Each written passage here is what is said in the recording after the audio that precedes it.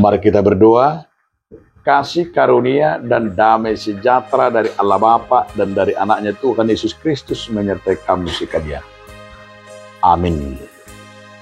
Saudaraku, dalam nama Tuhan Yesus Kristus, sebelum kita melakukan aktivitas kita, marilah kita mendengarkan firman Tuhan hari ini yang tertulis dalam kitab Yesaya 37 ayat 14.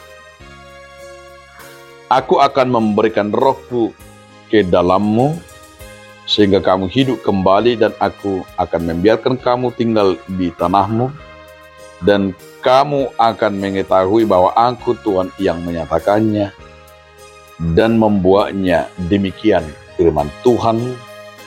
Aku huhut mangalihun todikku tu bagasan hamu, asa mangulu hamu jala aku mabek kamu marhasonangan di tanamuna, asa tung ditadahamun kahudo jahuba nama dogi hut mabaesa ninna Tuhan Jahuba.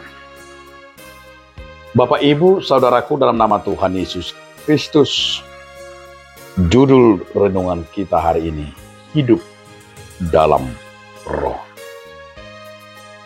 Hidup dalam roh merupakan salah satu ciri khas orang yang berkenan bagi Tuhan. Yesaya juga menyatakan di tengah-tengah umat Israel agar mereka hidup dalam roh. Ketika mereka dalam kedagingan, bahwa pernah juga Yesaya berkata mereka digambarkan bagaikan bangkai-bangkai yang hidup.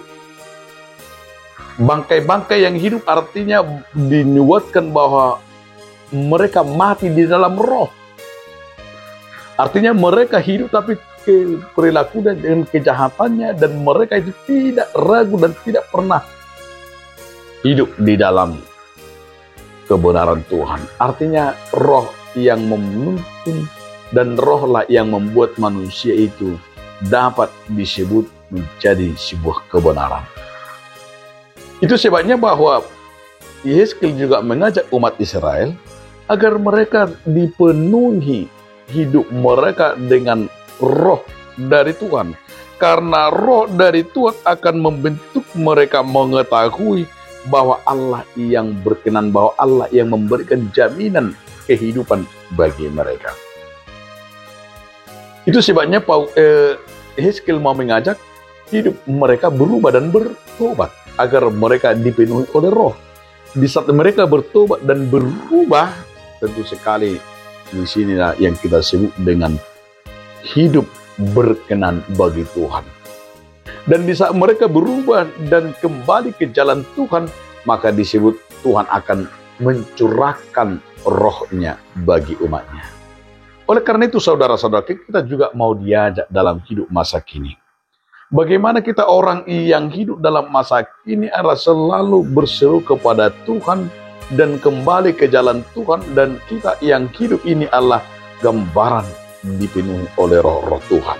Bukan seperti bangkai-bangkai yang berjalan, bangkai-bangkai yang hidup, yang tidak ada lagi kebenaran, yang tidak lagi kita bahwa kita sudah mati kebenaran. Itu sebabnya dikatakan daging-daging yang berjalan. Oleh karena itu saudaraku, kita mau diajak sebelum kita memasuki masa-masa yaitu Natal, di Advent ini menantikan bahwa akan datangnya roh yang akan memperbaharui.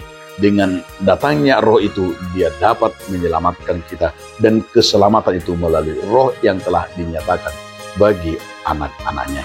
Hiduplah di dalam roh Tuhan. Amin. Terima kasih Tuhan atas firman hari ini. Amin.